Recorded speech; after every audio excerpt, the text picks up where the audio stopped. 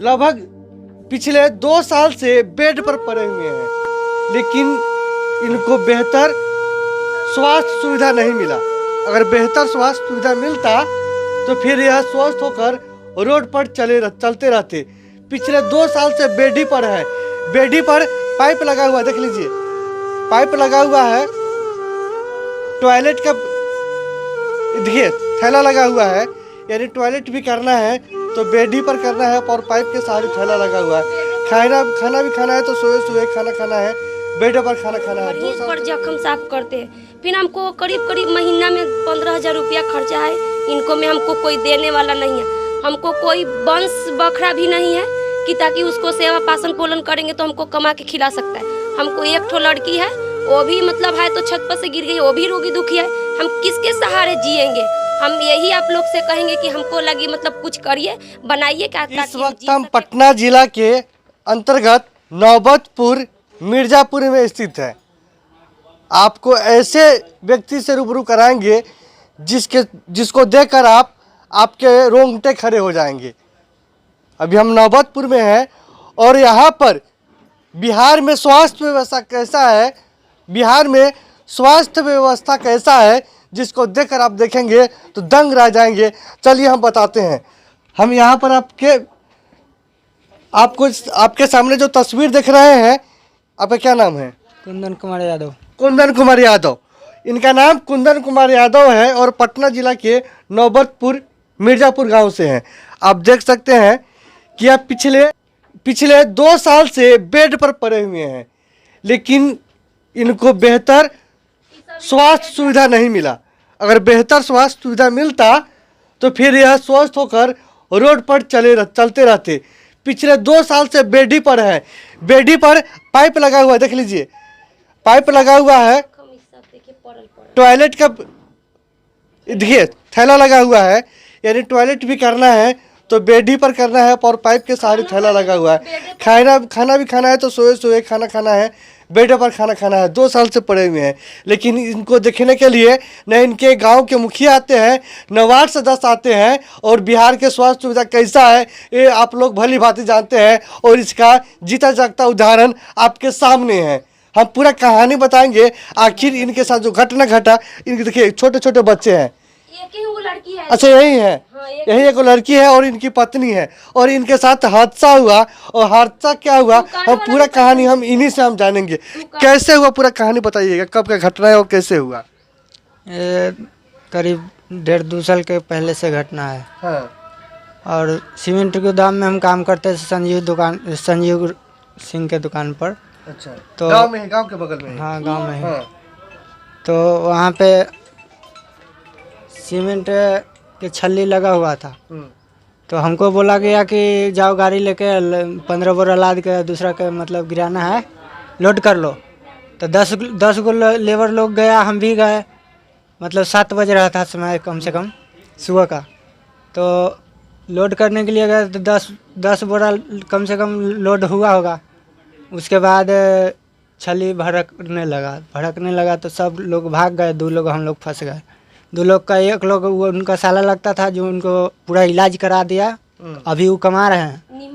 हमको 70,000 रुपया थमा दिया चाचा जी के। और चाचा जी हमको अलग भर्ती करा दिया। इसी कारण से वो मतलब पैसा देने के लिए बंद कर दिया। और न चाचा जी सुन रहे हैं न वो सुन रहा है।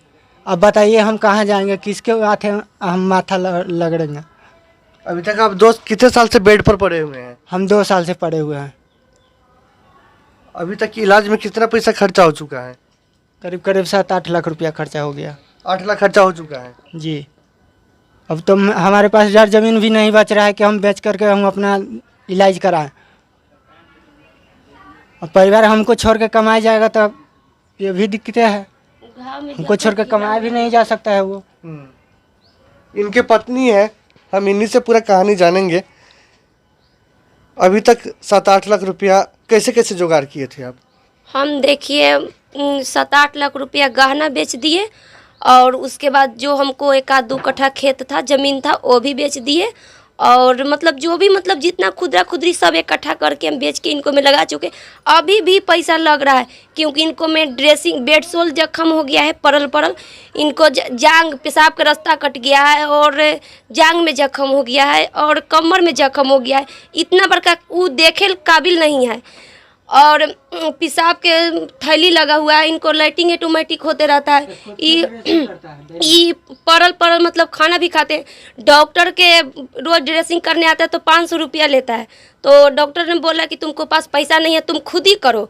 तो हम 1 हफ्ता के 3000 के दवाई लाते हैं और घर ही पर जख्म साफ करते हैं।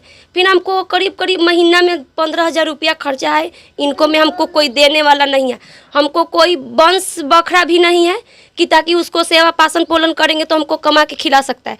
हमको एक ठो लड़की है, वो भी मतलब है तो छत पर से गिर गई, वो भी रोगी दुखी है। हम किसके सहारे जिएंगे? हम यही आप लोग से कहेंगे कि हमको लगी मतलब कुछ करिए, बनाइए क्या ताकि हम जी सके, खा सके। कैसे आखिर रहेंगे बताइए कि इनको ऑटोमेटिक ही परले रहते हैं। दुकान वाला भी छोड़ दिए, दुकान वाला भी नहीं सुना। बताइए वो हम लोग के लाचारे देख के नहीं ना सुना कि ये क्या कर सकती है। बताइए बोलवो किए हैं कि देखिए आप मदद करिए, दुकान वाला है कैसे नहीं मदद करिएगा। तो कि जो तुमको करना है से कर लो। महीना में वो 1 करोड़ रुपया कमाएगा, वो हम लोग के बात सुनेगा। हम केस करेंगे, वो 10 लाख गिन देगा, हम लोग के केसेस सोल्व कर देगा। बताइए तो हम लोग कैसे अब रहेंगे? आप घर का स्थिति एक बार दिखाइएगा। इनके घर में अभी तक बना हुआ है, अभी तक प्लास्टर नहीं हुआ है। यहाँ तक कि एक देखिए अंदर गेट भी नहीं लगा हुआ है और एक छोटी सी गेट लगा हुआ, बस इसी सहारे हैं। आपको बताते चले कि इनके घर में पानी तक की भी सुविधा नहीं है।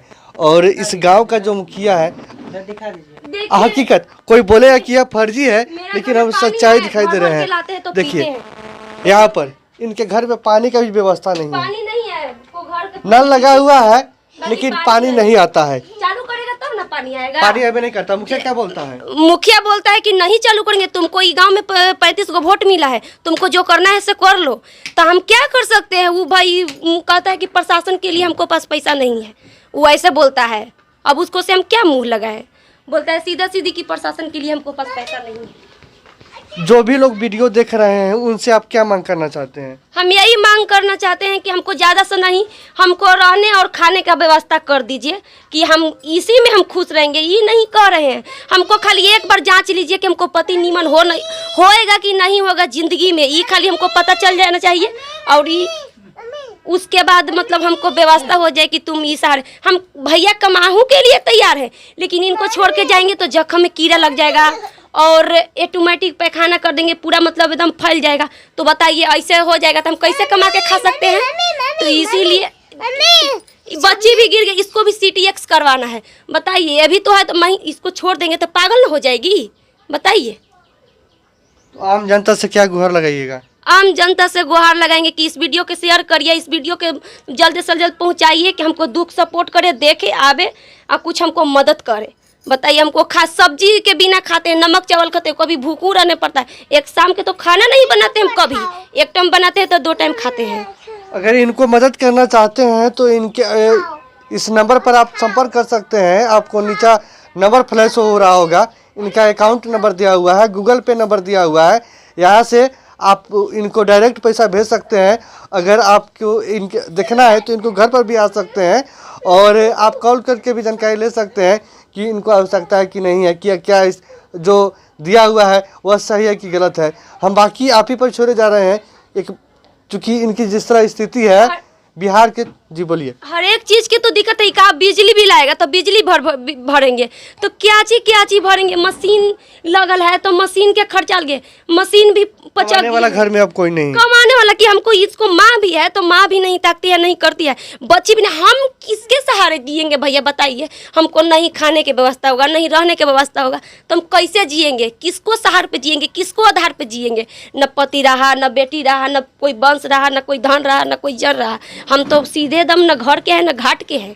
कहाँ नैहर वाला है तो जितना बनता है उतना देता है, उसी में खाते हैं, फिर घर देते तो उसी लोग के भी परिवार है। कौन आजकल के डेट में कोई ताक रहा है किसी को?